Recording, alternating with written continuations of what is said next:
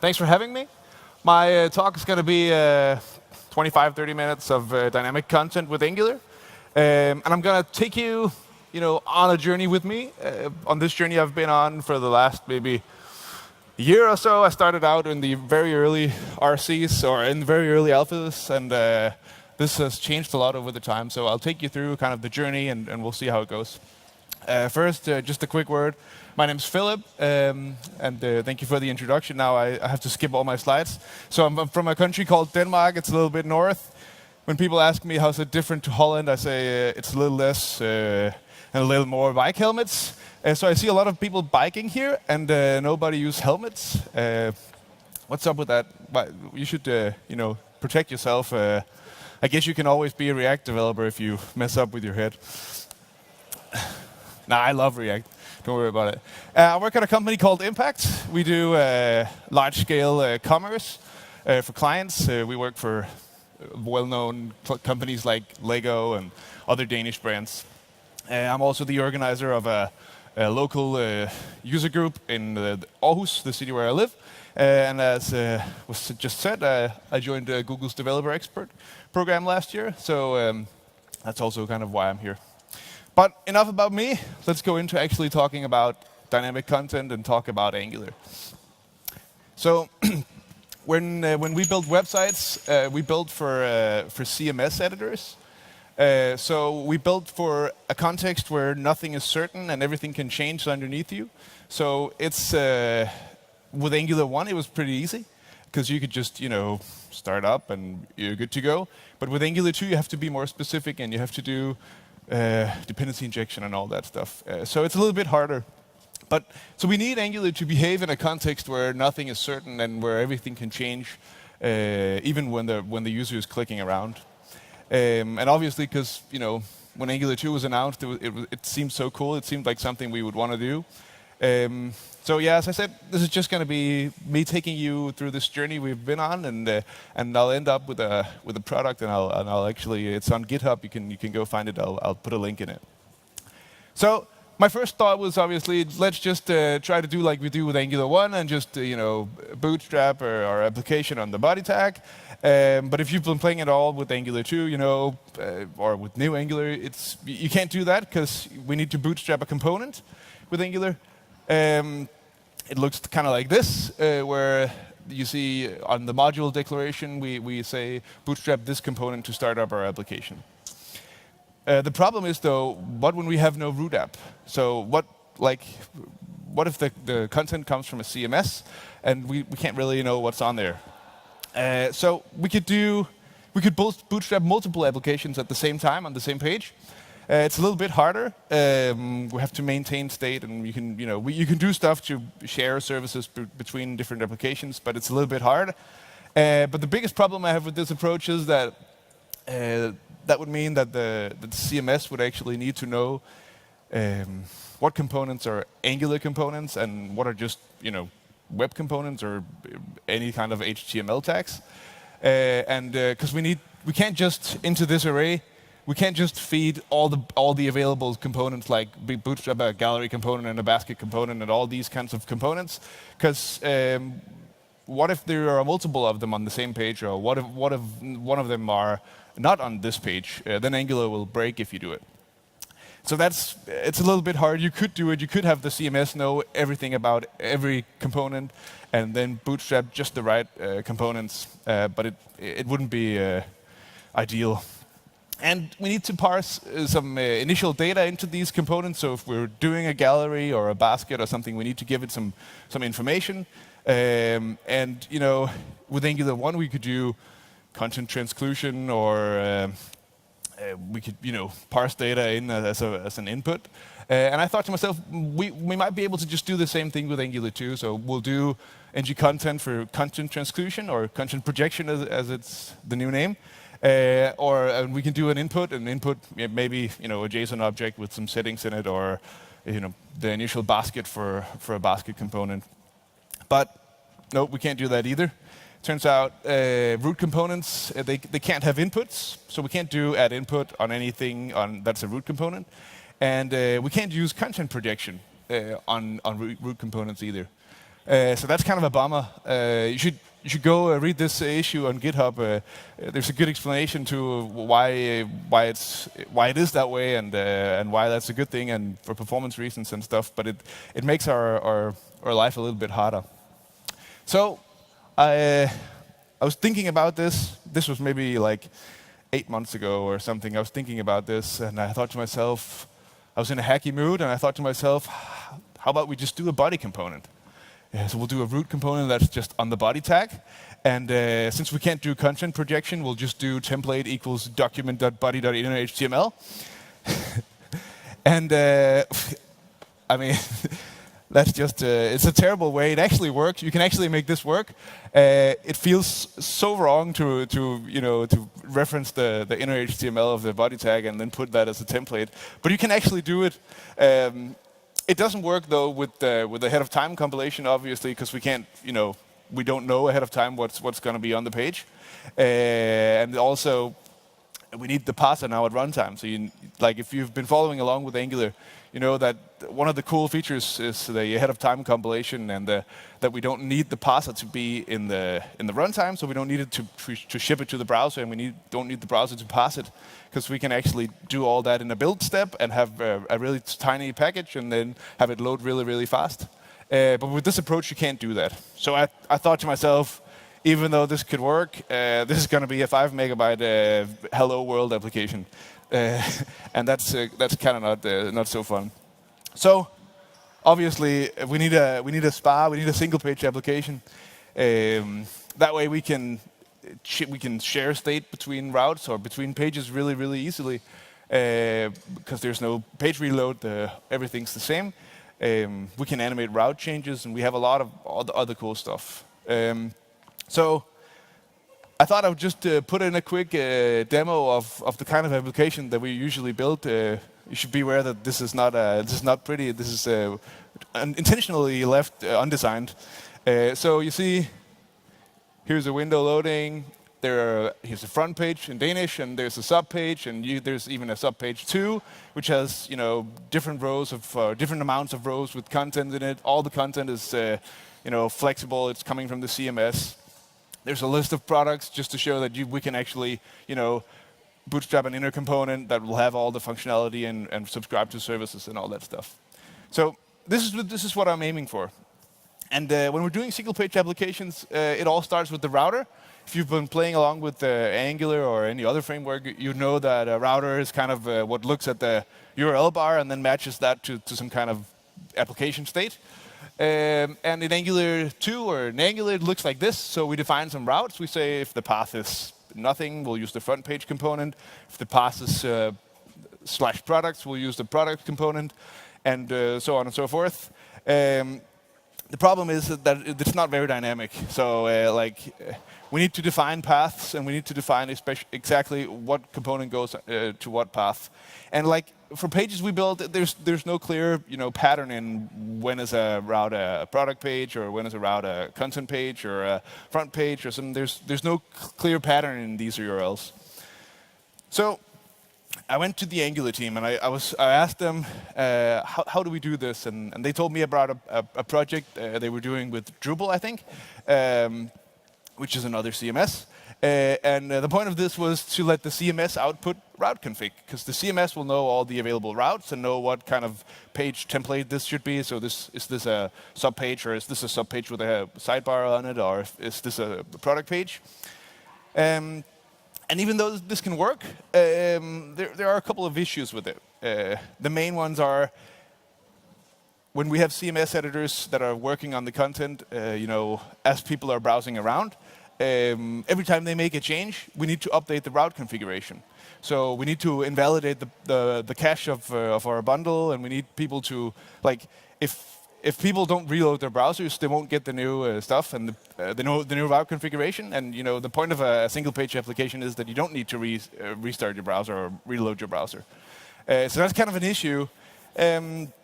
So in my head, I was thinking on, and I thought to myself, one route to rule them all. We'll do we'll do a route that handles everything, and then when the route resolves, we'll ask for the data. So I'm imagining that the data could look something like this. So this is just JSON. So you see there's a template in the bottom that says, for this route, you should use the template, the front page template. And then there's a data object, which is data that's unique to this route configuration. So for a front page, it might look kind of like this. For a product page, it might be an array of products. It might be anything that's related to this route. So in Angular, it could look something like this. You can define a star route, and that will receive any routes. So any path will match this route. So you could have this be the very end of your route configuration to catch anything, but you can just have this be the only route there is. And in this example here, I'm routing it to a page component, which is a generic component that should then figure out what to show. Then I'll get the data and the resolve. So you see, I add the resolve part to the route configuration and say you should resolve the content via a page resolve, and a page resolve could look something like this. I just put the code here, so if you want to, you can go and play with it. I'm not going to go through it all, but the point is that the resolver is just a class that has a resolve method that will be called with the route snapshot, and then you return the data that's needed. Or if you return false, or if you return a rejected promise, then the route change won't go through. So in Angular 1, we would then use maybe the template factory on the router. And select the template based on the response from the resolver. But in Angular 2 we can't do that because as I said, there's no parser at runtime. So we can't do all the dynamic creating a template and then just setting it, because we can't pass the template. So again, I went into my black box of thinking, and in a hacky mode, I came up with this solution. So we'll put all possible page components on a page in the template, and then we'll do individual ngIfs. So it could look something like this. So this is the page component. We'll have the front page and the subpage sidebar and the product page, all the different components, and then we'll do a big, large ngIf on them. And when the component loads, we'll put the data on it. And I need to put this slide in again because this just feels so wrong. You shouldn't do that in a template. I know when the ahead of time compilation in the build step actually goes on, it will actually be something that's more like code, and it'll actually end up being more or less just a real if else statement. But it still just feels so wrong. But for now it works, so we'll go with it until you navigate around. Because nothing happens.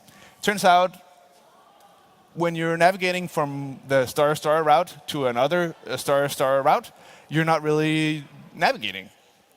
You're just changing the options. You're just changing the data or the URL or something. You're not navigating. You're not changing the route. So there's no new resolve. There's no new on init. We can't really know when the page has changed. So I got into refactoring, and I thought to myself, we'll listen for all the route changes, and we'll handle resolving the data ourselves. So in the page component now, the template is still the same, but now here in the bottom, I'll subscribe to the activated route URL, which is an observable. And don't worry about the filter, that's just implementation stuff. And then we'll do a switch map to the page resolver. So this is the exact same resolver as before. Now I'm just calling it myself, and then or mapping to it myself, and switch mapping since it's an observable. And then in the subscribe field, I'm doing what I did before on init. So I'm putting the data on the object, and now we can actually click around. The problem is, though, that this problem cascades. So now when we go from one product detail page to another product detail page, there's no new the component is being reused with new data, so there's no new init. So I started working, refactoring everything into ng changes instead, and it felt wrong, and I was sad, I was in the valley, I was crying. But then came RC4. So this was, in the autumn or fall of last year, And RC4 was released, and with RC4 came the component factory resolver. And this is the beauty. This is what makes dynamic content in Angular beautiful. So the theory slide is just that with regular dependency injection, we inject the component factory resolver, and then we'll call a method on it that's called resolve component factory. It kind of feels like Java there because their names are so long and the methods are just the names in the opposite order.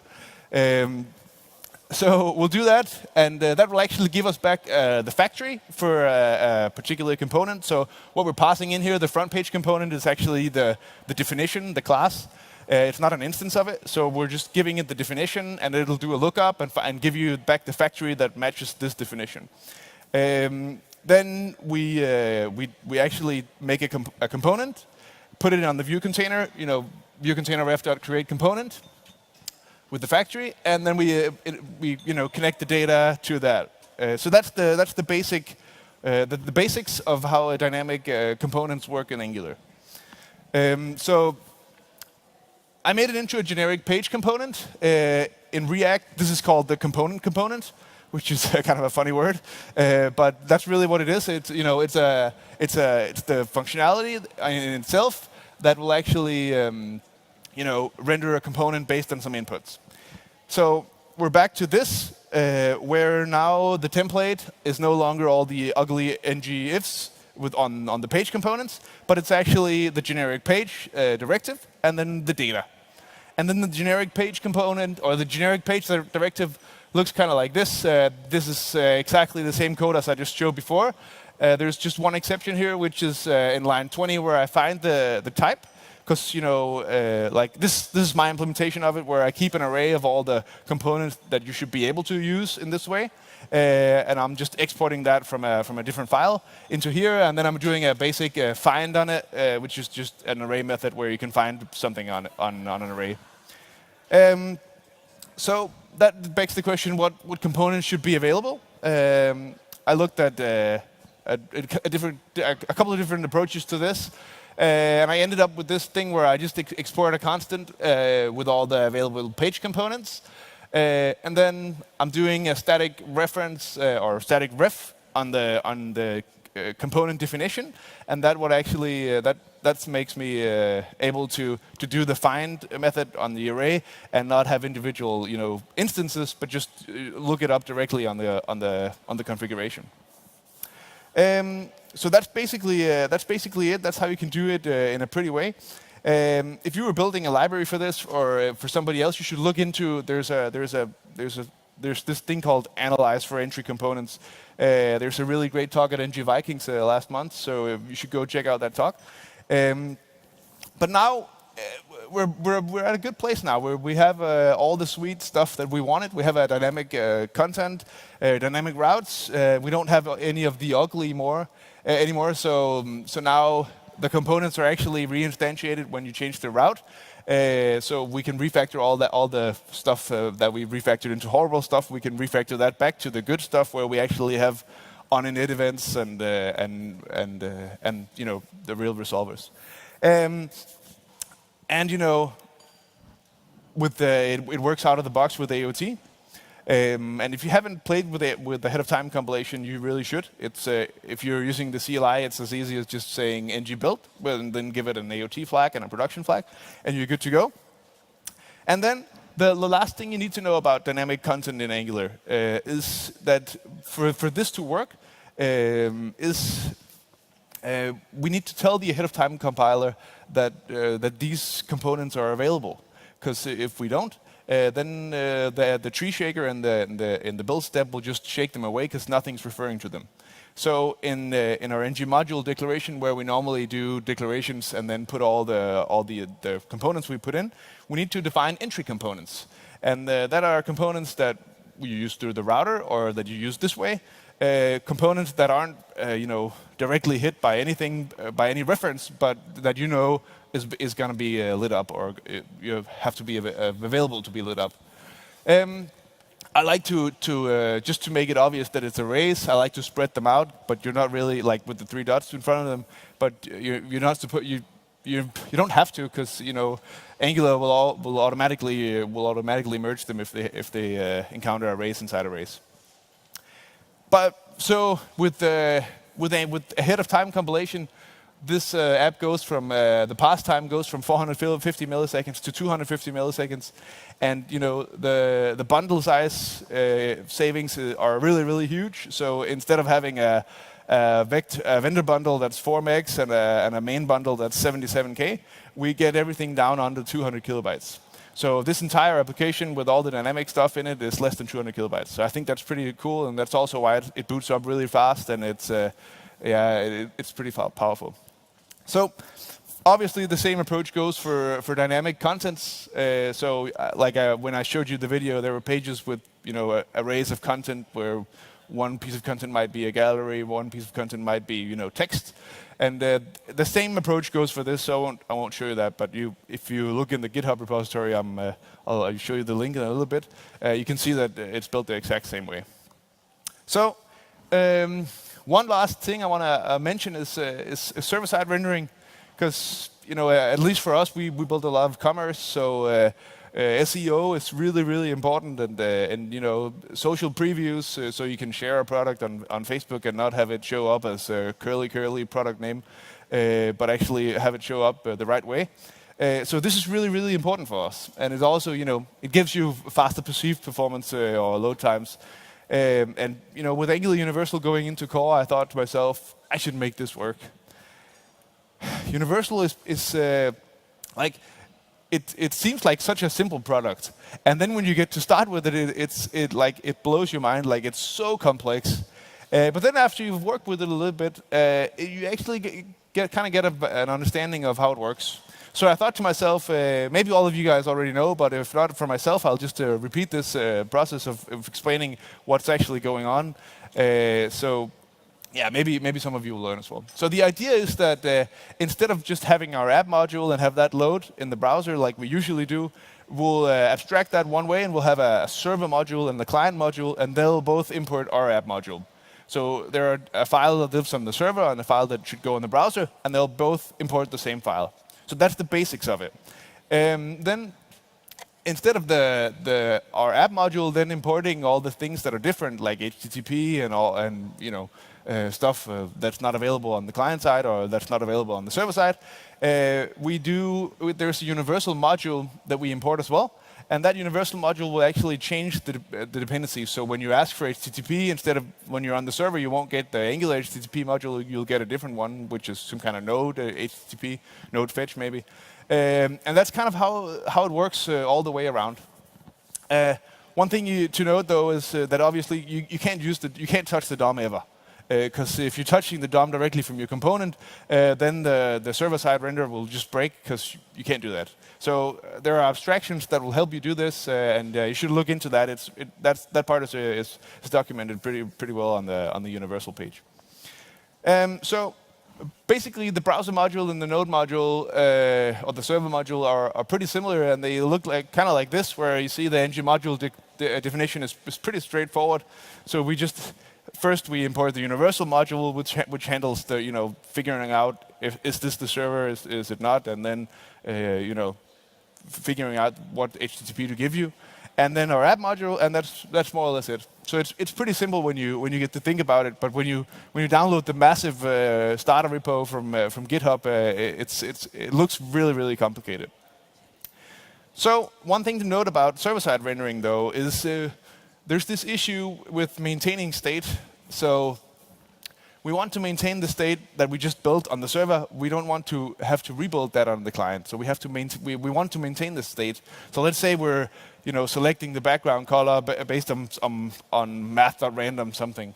We don't want it to be server-side rendered to blue, and then when the Angular lights up in the client, it'll actually turn up pink, because then the user will know that the app wasn't really running before, and it's not a good experience.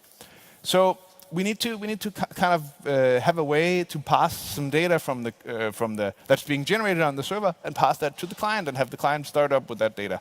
So if you're using Redux and you can actually serialize your entire state down to one object, that would be pretty sweet. So Universal obviously have a solution for this. It's called the Universal Cache. And the idea is that on the module, so on your main module definition, you get some lifecycle hooks that on the server you can get the data, you can then put it on the Universal Cache object. And what the Universal Cache will actually do for you is just take that data, serialize it to JSON, to a JSON string, and put it on an object on the window object in a script tag. And then on the client side, you do there's a hook called rehydrate, and where you do the opposite thing. So you read from the tag and you reinitiate your state. So that's pretty much how it is. And you see, like, I just put some view source out here, so you can see that this is actually the subpage that I just showed you, where there's a generic spot going on, there's some generic pages going on, and down here in the bottom is the Universal Cache object, which has everything that you would want. So basically, we made it. You can find the link on GitHub. And I'll tweet out the links, so you should actually just go ahead and follow me on Twitter. I'll tweet out the links, because that's a little bit easier to remember. And that's it for my talk, and I'll see you in the Ask Me Anything session in a couple of minutes. Thank you.